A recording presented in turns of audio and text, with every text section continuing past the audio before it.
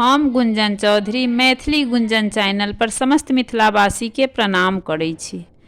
आइ एकटा भगवती के गीत लऽ कऽ उपस्थित छी। एहि गीत के रचना केने छथिन आदरणीय मणिकांत झा जी। तहन सुनल जाओ अपने सब।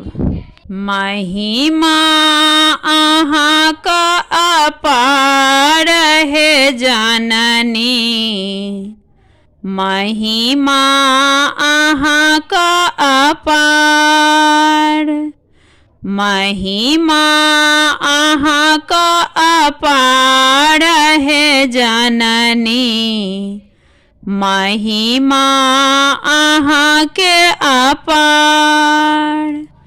दुर्गा बनी माँ अयलहु जखने, दुर्गा बनी माँ अयलहु जखने, शुंभनि शुंभक बधहु तखने, दानव हाहाकार हे जननी, महिमा अहाँके अपार। दानव हाहाकार हे जननी, महिमा अहाँक अपार, महिमा अहाँक अपार हे जननी, महिमा अहाँक अपार।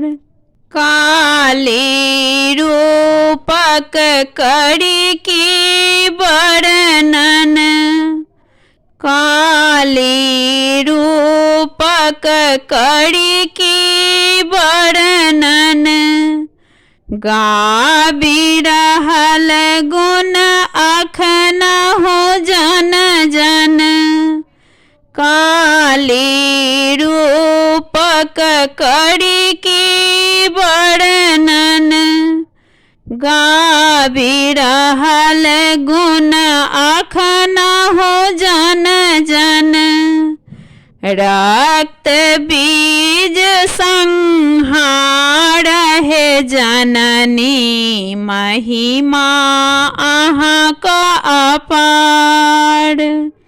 रक्त बीज संहार हे जननी, महिमा अहाँक अपार, महिमा अहाँक अपार हे जननी, महिमा अहाँक अपार।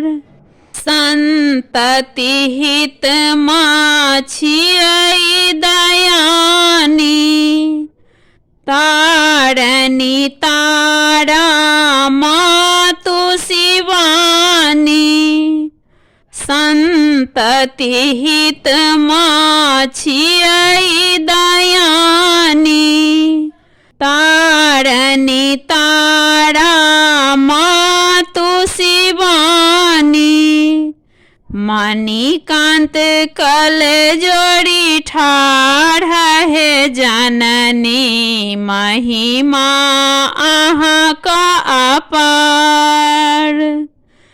मणिकांत कल जोड़ी ठाढ़ हे जननी, महिमा अहाँक अपार, महिमा अहाँक अपार हे जननी, महिमा अहाँक अपार, महिमा अहाँक अपार हे जननी, महिमा अहाँक अपार।